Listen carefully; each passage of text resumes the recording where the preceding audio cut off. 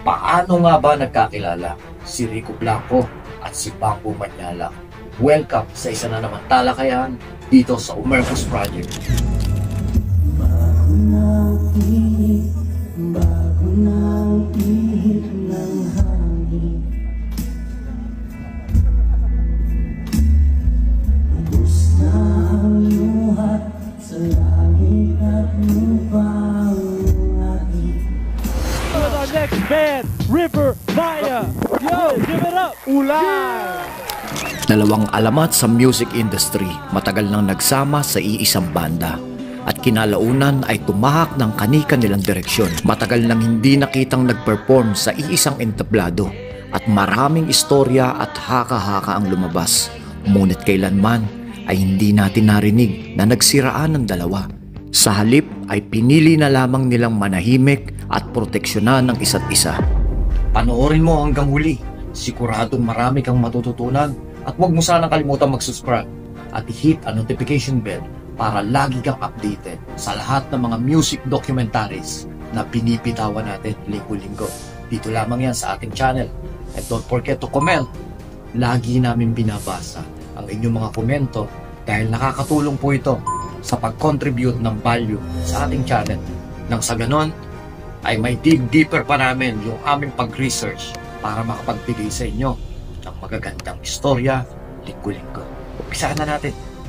Despite of the band's successful tour, it was also at the time that Bamboo Manyala decided to stay in the US with his family and also to finish his study.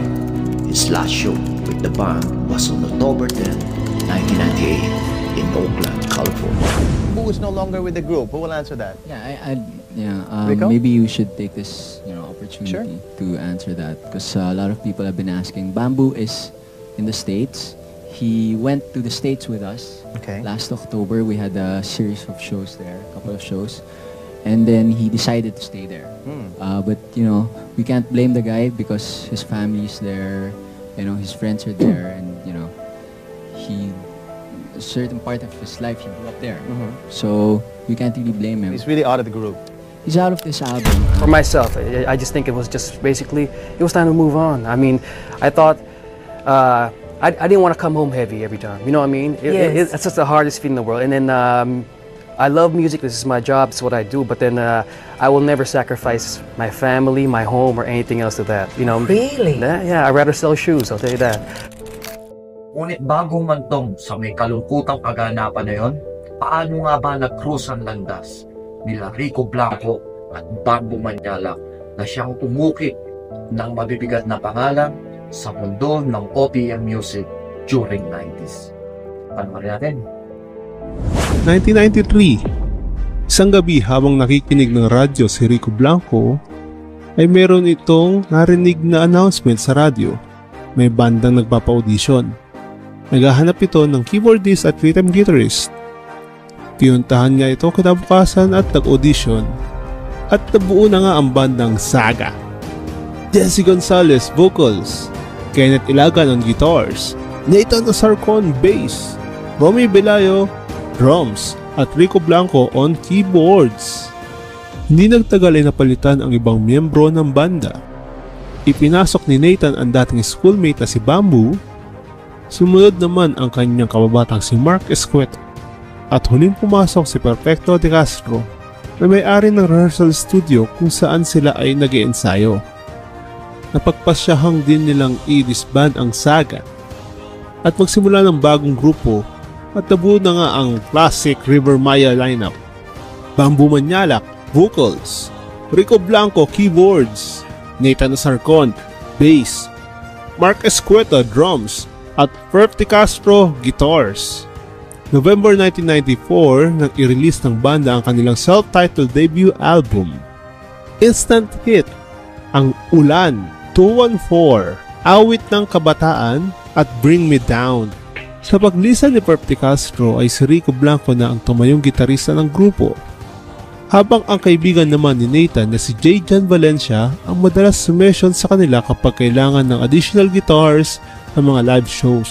Sa sobrang kasikatan na nga ng River Maya, ay napabalitang umabot na ito sa gold status bago pa man ito lumabas sa mga record stores dahil sa dami ng order na natanggap nila.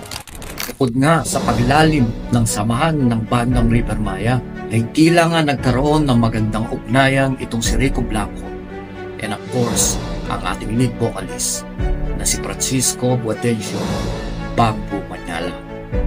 Pagkatapos nga ng kanilang reunion, and for sure, this time around, mapapanood na ng ating mga kababayan na OFW at may experience nila yung nadanasan natin kamakailan lang sa River Maya Reunion Concert dahil magkakaroon sila ng International Reunion Concert sa iba't ibang parte ng mundo at yun ang pakaabangan natin. Once again, maraming salamat sa iyong panonood dito sa aming channel. And don't forget to like, subscribe, and hit the notification bell. And share your thoughts.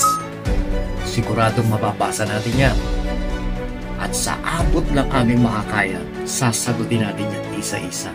Dito lamang yan sa With Purpose Project. See you guys next time.